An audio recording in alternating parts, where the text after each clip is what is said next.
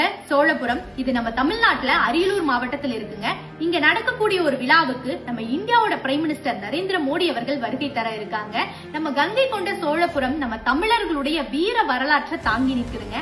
பல நூறு ஆண்டுகள் பின்னாடி போய் பார்க்கும்போது சோழர்களுடைய ஆட்சி அப்படிங்கிறது மிக பிரம்மாண்டமான ஒரு வீரம் கலந்த ஒரு மாபெரும் ஆட்சி அப்படின்னு சொல்லலாம். குறிப்பா அவங்களுடைய கட்டிடக்கலை இன்றும் பல நூறு ஆண்டுகள் தாண்டியும் தமிழர்களுடைய வரலாற்றை உலகம் மத்தியில் நிலைநாட்டி கொண்டிருக்கு அப்படிங்கறதையும் சொல்லலாம். குறிப்பிட்டு சொல்லணும் அப்படின்னா ராஜராஜ சோழன் கட்டின தஞ்சை பெரிய கோயில சொல்லலாங்க.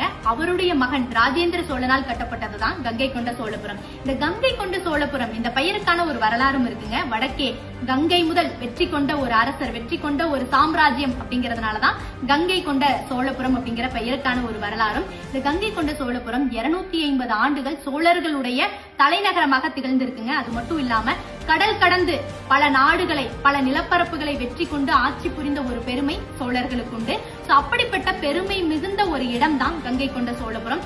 இந்த இடத்துல 1000 ஆண்டுகள் பிறகு நடக்கக்கூடிய ஒரு விழாவுல நம்ம இந்தியாவோட பிரைம் மினிஸ்டர், உலகம் போற்றக்கூடிய ஒரு தலைவர் நம்ம பிரைம் மினிஸ்டர் நரேந்திர மோடி அவர்கள், அவர் இந்த விழாவுல கலந்துக்க இருக்காருங்க.